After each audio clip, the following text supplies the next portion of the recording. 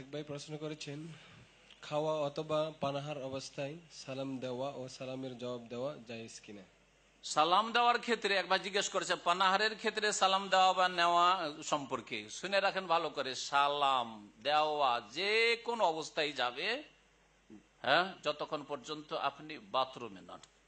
বাথরুমে থাকলে আপনি সালাম দেবেন না আর উত্তর দেবেন না, কাজায়ে হাজাতে আছে।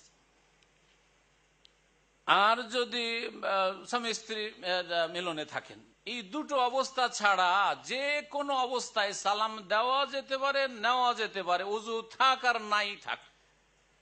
আবু হুরায়রা রাদিয়াল্লাহু তাআলা আনহু গোসল ফরজ হয়ে আছে, গোসল ফরজ আছে, স্বামী স্ত্রীর মিলনের পরে গোসল ফরজ, এখনো জানাবাতের গোসল করেননি।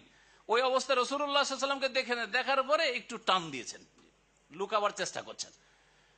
নবী সাল্লাল্লাহু আলাইহি ওয়াসাল্লাম কিন্তু দেখে নিয়েছেন। বলছে, আবু হুরায়রা কোথায় লুকাচ্ছ তুমি? আরে আসো আসো আসো। বলছি, ইয়া রাসূলুল্লাহ, কেন লুকাচ্ছিলে তুমি? নবী সাল্লাল্লাহু আলাইহি ওয়াসাল্লাম জিজ্ঞেস করলেন। বলছি, ইয়া রাসূলুল্লাহ, ইন্নী কুনতু জুনুবান, আমি আসলে নাপাক ছিলাম, গোসল ফরজ হয়ে আছে, আর আপনার সাথে সালাম করব কি করে, মুসাফা করব, তো এই জন্য পালাচ্ছিলাম, আমি লুকাবার চেষ্টা করছিলাম।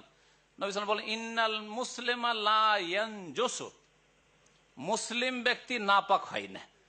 সূরা তাওবা ইন্নামাল মুশরিকুনা নাজাস, মুশরিক বহুত্ববাদী না, তার আকীদা নাপাক, শিরক ঢোকানো রয়েছে।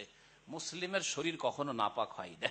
সুতরাং যে কোন অবস্থায় সালাম দেবেন, একমাত্র যে দুটো অবস্থা বললাম, পানাহারের অবস্থায় হোক আর যে কোনো নামাজের ভিতরে যদি কেউ থাকে আর বাইরে থেকে সালাম দেন, সালাম দেওয়া রয়েছে। নেওয়ার ক্ষেত্রে হাদিস রয়েছে, ওয়ালাইকুম আসসালাম বলে জবাব দেবেন না, হাতের ইশারা করে নবী সাল্লাল্লাহু আলাইহি ওয়াসাল্লাম সাহাবায়ে কেরাম সালামের উত্তর দিতেন। এর প্রমাণ রয়েছে। আর কি চান? নামাজের অবস্থায় যদি হাতের ইশারা করে সালামের উত্তর দেওয়া যেতে পারে, তো খাবার সময় উত্তর দেওয়া যাবে না? খাবার সময় আবার সালাম দেওয়া যাবে না? এগুলো বিদআতি কথা। সুতরাং এগুলো থেকে বেঁচে থাকবে।